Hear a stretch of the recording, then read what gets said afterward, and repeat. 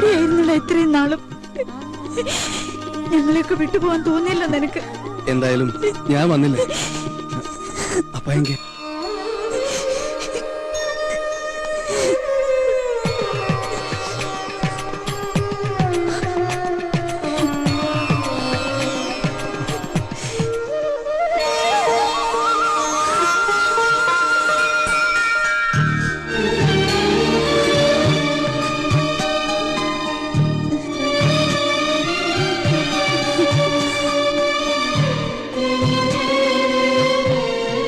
ഞങ്ങളെ വിട്ടു പോവില്ലെന്ന് വാക്ക് കൊടുക്കുന്നുണ്ട് അമ്മാവുക്ക്.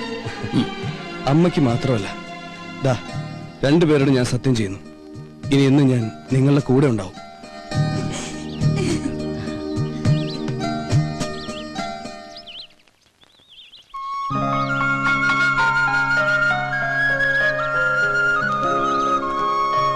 ആ, ഞാൻ പരിചയപ്പെടുത്താൻ മറന്നു. ഇത് ഗൗതം. ഹലോ, ശീതലിന്റെ ബ്രദർ.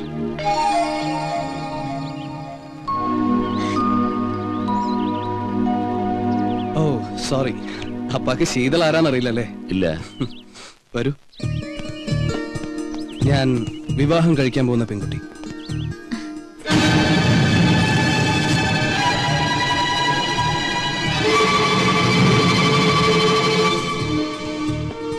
നിങ്ങൾ പിണക്കത്തിലാണെന്ന് അറിഞ്ഞപ്പോ എന്നാ പിന്നെ അത് മാറ്റി മാതാപിതാക്കളുടെ അനുഗ്രഹത്തോടെ മതി ഞങ്ങളുടെ വിവാഹം എന്ന ഒറ്റ വാശിയിൽ ഇറങ്ങി തിരിച്ച കക്ഷി.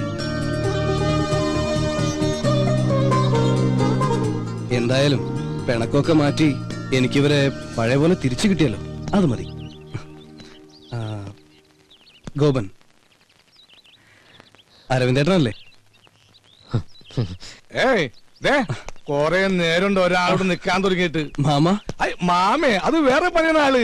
അമ്മാവന് சொல்றா.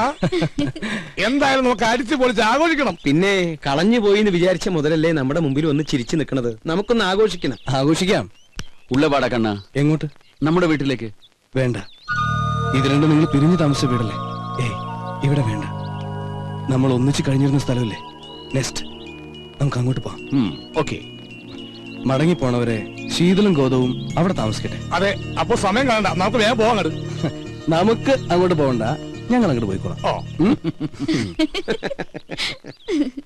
നീ ചിരിക്കണ്ട, നീ പഠിച്ച കള്ളിയാ. ഐ എം സോറി അങ്കിൾ, നിങ്ങളോടെല്ലാം പറഞ്ഞാലോ എന്ന് പലവട്ടം ആലോചിച്ചതാ. പിന്നെ തോന്നി ഒരു സർപ്രൈസ് ആയിക്കോട്ടെ എന്ന്.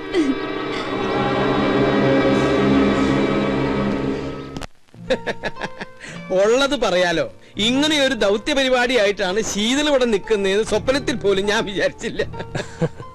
ചുമ്മാ വർത്താനം പറഞ്ഞ കൂട്ടത്തിൽ ഒരു ബെറ്റ് വെച്ചു. അതിന്റെ വാശിയിൽ നടക്കാന്നല്ലേ ഞാൻ കരുതിയത്. നേരിട്ട് പറഞ്ഞ നിങ്ങളുടെ റെസ്പോൺസ് എന്തായിരിക്കും അറിയില്ലല്ലോ. എന്തെങ്കിലും ആവട്ടെ, കുറെ നാളുകൾക്ക് ശേഷം സന്തോഷം തോന്നിയ ഒരു ദിവസം കിട്ടി. അല്ല, അപ്പൊ അച്ഛനും അമ്മയും വന്നില്ലേ? രണ്ടുപേരും ഇല്ല. ഡൽഹിയിൽ എക്സ്റ്റേണൽ അഫയേഴ്സിലായിരുന്നു അച്ഛന് ജോലി. ഞങ്ങൾ ജനിച്ചതും പഠിച്ചതൊക്കെ അവിടെ തന്നെ. തറവാട്ടിൽ ആരും ഇല്ലാത്തതുകൊണ്ട് വിറ്റ് ഡൽഹിയിൽ സെറ്റിൽ ആവാനുള്ള മോഹത്തിന്റെ പുറത്ത് പോകുന്നതാ രണ്ടുപേരും. തിരിച്ചുള്ള വരവിലെ ഒരു ട്രെയിൻ ആക്സിഡന്റിൽ അച്ഛന്റെ ജോലി എനിക്ക് കിട്ടി. അങ്ങനെ ഇരിക്കുമ്പോഴാ യാദൃശികമായിട്ട് സ്വാമിനാഥനെ പരിചയപ്പെട്ടത്. സ്വാമിനാഥൻ അപ്പോ ബിസിനസ്സാ, പിന്നെ ഫ്രണ്ട്സായി. കൂടുതലെടുത്തപ്പോ എനിക്ക് തോന്നി ശീതളിനെ പറ്റിയ ആളാണെന്ന്. ചോദിച്ചപ്പോ അവൾക്ക് എതിർപ്പൊന്നും ഉണ്ടായില്ല. പ്രത്യേകിച്ച് കേരളത്തിൽ ജീവിക്കാൻ എന്നേക്കാൾ ആഗ്രഹം അവൾക്കുള്ളതുകൊണ്ട് കൂടുതൽ താല്പര്യം തോന്നി. എവിടെ ഡ്രസ് എടുക്കാൻ പോയ ആള്? ഗോപാ,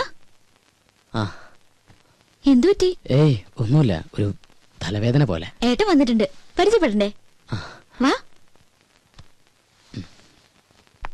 അല്ല, അപ്പൊ കല്യാണം എന്നാ, എവിടെ വെച്ചാ? ഡേറ്റ് ഏകദേശം നോക്കി വെച്ചിട്ടേ ഉള്ളൂ. ഇനിയിപ്പോ സ്വാമിയുടെ അച്ഛനും അമ്മയൊക്കെ ആയിട്ടൊന്ന് ആലോചിച്ച്. വാ.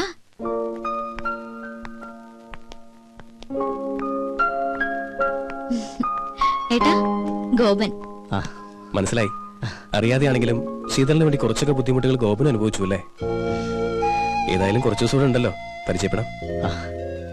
നിങ്ങൾ സംസാരിക്കേ.